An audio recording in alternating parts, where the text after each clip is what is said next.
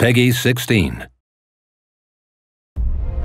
Welcome back to the Mass Effect European Space Agency series.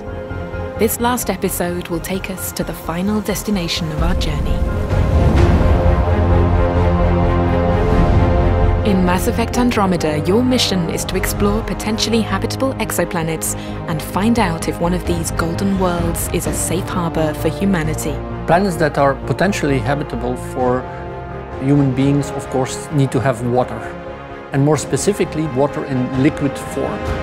Well, ideally, it would be similar to Earth. So it would have an atmosphere with oxygen that we can breathe.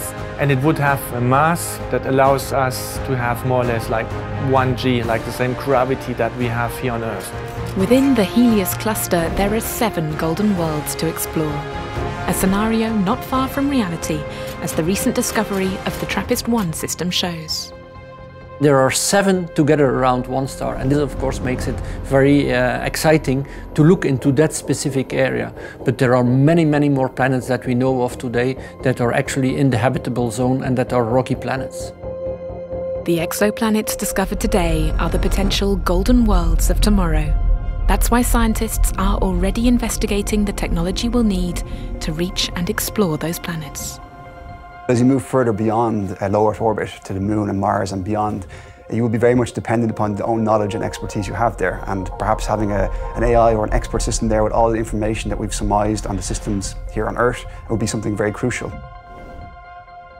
In a few years, astronauts hope to have goggles available that have multispectral vision, that not only look in the visual band, but also in the infrared, in the ultraviolet bands, and that will enable very much exploration of an unknown environment. As a first step towards exploring new worlds, ESA's Spaceship EAC project is working on solutions to establish the first research outpost on the Moon by the year 2030, with habitats 3D printed from lunar sand.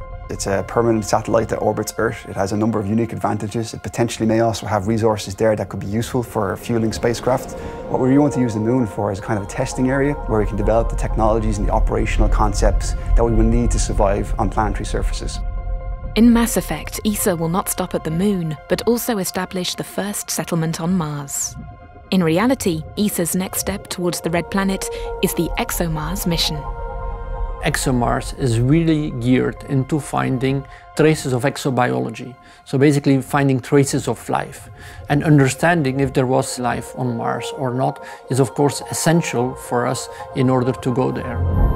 When one day we set foot on another planet and meet another life form, we will be the aliens, and we will have to make sure to only represent the best of humanity. That is our true destination. I think it would be a fantastic opportunity for us to meet other life forms, to explain our culture, to explain our history, and then just to know that we're not the only species existing in the universe.